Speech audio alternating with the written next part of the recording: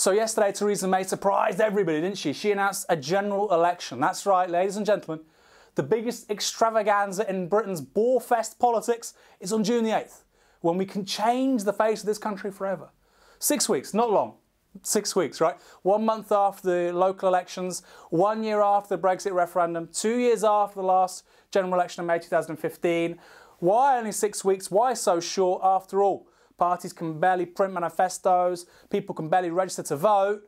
Well, I'll tell you why. It's because she's a weak, useless politician with little charisma, even fewer ideas. She's guarded and cosseted by a craven media and British establishment who are desperate for nothing to change in the face of everything changing, from Scotland to Ireland, Europe to Britain's failed, turgid, useless economic model, which doesn't provide much for anybody these days.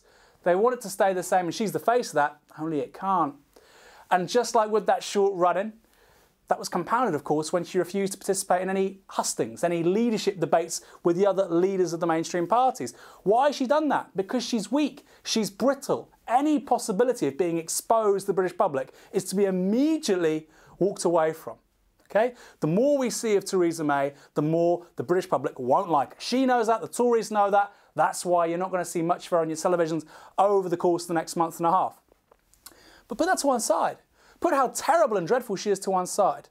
What is absolutely beyond contestation is that this general election offers an amazing opportunity, quite frankly, between two distinct political offers.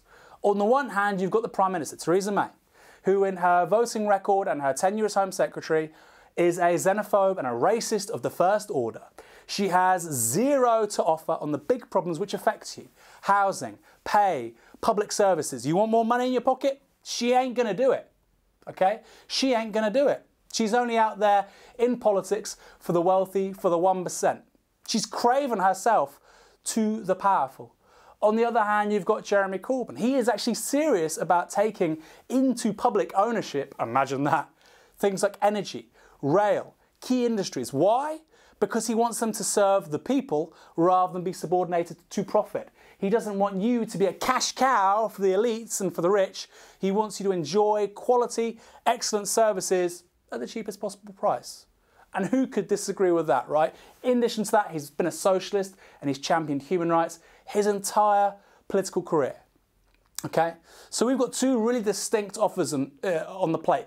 May and Corbyn. Barbarism, I'd say, and socialism.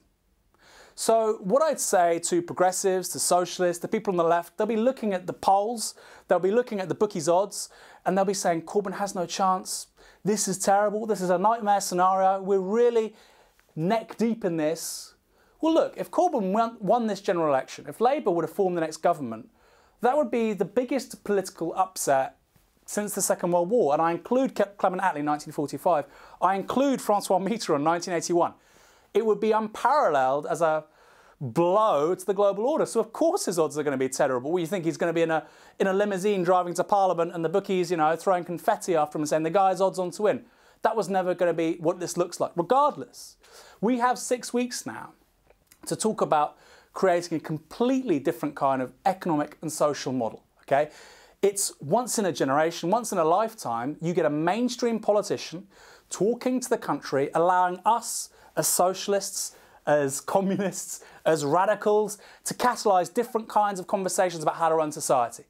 So if we do nothing else these next 6 weeks, let's do that. Because quite frankly, the alternative on offer of borders, of poverty, of misery, of public services just being privatised and outsourced more and more as the years go by really is too grim to think about.